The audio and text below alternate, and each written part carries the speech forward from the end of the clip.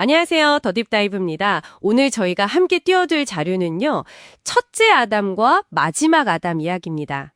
그리고 그 사이에서 잃어버린 권세가 어떻게 회복되는지에 대한 상당히 심오한 내용인데요.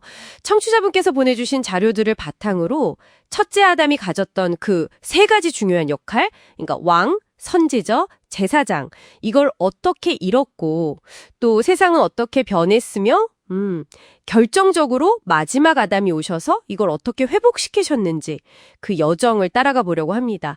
자, 한번 시작해 볼까요? 네, 이 자료들이요, 신학적으로 꽤 깊이가 있습니다. 첫째 아담이 에덴에서 원래 가졌던 그 지위들 있잖아요. 왕, 선지자, 제사장.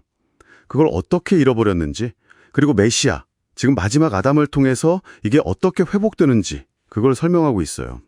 특히 좀 흥미로운 지점은 그 마지막 아담의 통치권이요, 이게 원래부터 있었던 거냐, 아니면 승리 후에 되찾으신 거냐, 이 논의가 재밌습니다. 아, 그 부분이요? 네네. 그럼 일단 첫째 아담부터 좀 보죠. 에덴 동산을 다스리는 왕, 또 하나님의 뜻을 분별해야 하는 선지자, 그리고 죄 문제를 다루는 제사장, 이 세 역할인데요.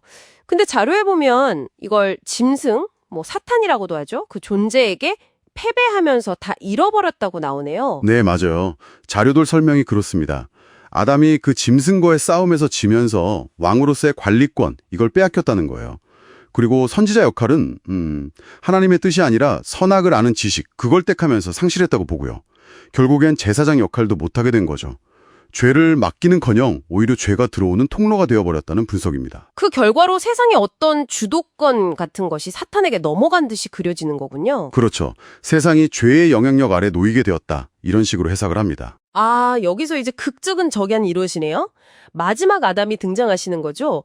이분은 그 잃어버린 세 직분, 왕, 선지자, 제사장을 모두 가지신 완전한 분, 즉 기름 부음 받은 자, 메시아로 오셔서 이 모든 걸 뒤집으신다는 건가요? 네, 정확합니다. 마지막 아담은 선지자로서 죄가 뭔지 명확히 드러내시고 또 대제사장으로서는 자기를 따르는 사람들을 위해 중보하시고요. 그리고 왕으로서는 마지막에 다시 오셔서 사탄을 심판하고 그 에덴의 안식을 회복하실 거라고 그렇게 자료들은 이야기하고 있습니다. 그럼 여기서 중요한 연결고리가 있겠네요. 마지막 아담의 승리가 그분을 믿는 사람들에게도 영향을 미친다는 거죠? 네, 바로 그 점입니다. 마지막 아담의 승리를 통해서 그분을 믿는 이들, 그러니까 자료에서는 구원이 필요한 첫째 아담의 모습으로 비유되기도 하는 신자들이죠. 이 신자들도 죄를 깨닫는 통찰력, 이게 이제 선지자권 회복과 연결되고요. 또 하나님께 직접 나아가서 회개할 수 있게 되는 것, 이게 제사장권 회복, 그리고 사탄의 영향력을 이겨낼 수 있는 영적인 힘, 이게 왕권의 회복이다. 이렇게 연결해서 설명하고 있어요. 아, 그러니까 첫째 아담이 잃어버린 그 영적인 기능들을 마지막 아담 안에서 신자들이 다시 회복해서 누리게 된다는 거군요. 와, 이거 정말 중요한데요? 그럼 아까 말씀하신 그 핵심 질문으로 돌아가 보죠. 마지막 아담의 통치권, 이게 원래부터 그분의 것이었나? 아니면 십자가 승리 후에 사탄에게서 되찾아 오신 건가? 이 부분 자료에서 좀 중요하게 다루는 것 같던데요. 네, 맞습니다. 그 지점이 아주 중요해요. 자료들을 보면 두 가지 가능성을 다루긴 하는데 그래도 마지막 아담은 죄를 지으신 적이 없기 때문에 사탄에게 통치권을 빼앗긴 적 자체가 없다. 이 첫 번째 주장에 좀 더 무게를 실는 것 같아요. 그러니까 그분은 원래부터 모든 피조 세계에 대한 정당한 권리를 가지고 계셨다는 거죠. 그럼 왜 이게 중요할까요? 그냥 되찾았다고 하면 안 되나요? 이게 중요한 이유가요. 개념적으로 좀 차이가 있어요.